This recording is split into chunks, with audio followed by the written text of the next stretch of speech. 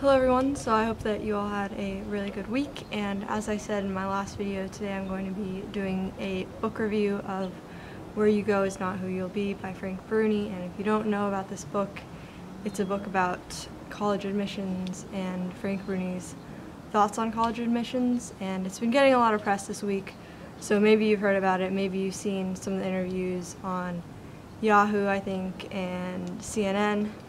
But before I get into that, I actually want to talk about two things. The first one is that if you guys want to donate to my fundraiser for Rebuilding Together for Dares for Charity 2015, I'll have the link below.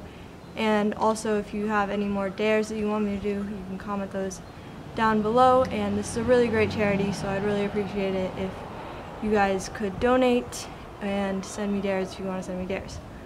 Second thing I want to talk about, I think I mentioned this in a couple of my previous videos, but the organization Teach Acceptance, which has sort of been behind trying to remove the Archbishop's new language from the teacher handbooks, they had an event on Monday where a bunch of teachers and students and parents gave speeches, and they're some of the most amazing speeches that I've ever heard in my entire life.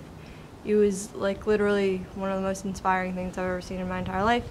So if I can find the link to a video of that, I'll put that below. But also, they will be launching their donations page sometime this weekend. It's not actually the weekend when I'm filming this. I'm filming this quite a few days in advance, but I will be donating when they make donations available.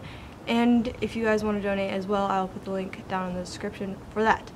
So now onto the book review. So I would normally show you the book, but I got it on Kindle for my MacBook, so I can't really show it to you, but I'll have a picture somewhere on one of these sides showing you guys what the cover of the book looks like. But yeah, a little background on how I found out about this book. So Frank Bruni, I think I've mentioned a couple, maybe one or two of his columns in previous videos, but he's my favorite columnist, and he's just an awesome person, I think. You know, like a lot of New York Times columnists are very hard to understand, and they talk like professors, but Frank Bruni is really easy to understand, and he sort of proves a lot of his points that he's trying to make through stories, through his own stories, through other people's stories, and I really like that. And that's sort of what he did in this book. He talked about how people became successful without going to a name brand Ivy League school, and he also talked about the dangers of US News and World Report rankings and how that makes it so that people aren't necessarily trying to find the college that's the best fit, but they're trying to figure out what the highest ranking of college they can get into. So they'd rather pick a college that's numbered in the top 10 colleges on US News and World Report than finding a college that actually fits them well. And I thought it was a very, very refreshing perspective, because I know a lot of what I've been hearing and a lot of what other people I know have been hearing is that you have to go to the best college you can possibly get into, but that's not necessarily true, and that's not necessarily what's going to end up being best for you. So I thought that was very interesting. And he also, another thing I really enjoyed is that he sort of did a bunch of profiles on sort of famous or well-known people that succeeded without going to name brand colleges or who took alternative paths.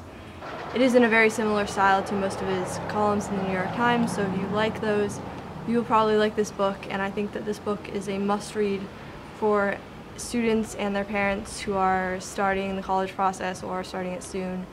And it's a great book. I think it really changed my perspective on things. And I don't want to give too much of it away because you guys should really read it. So I'll have the link to order in the description, but I think it should be available at most bookstores in this country. I'm not really sure, but it probably is available.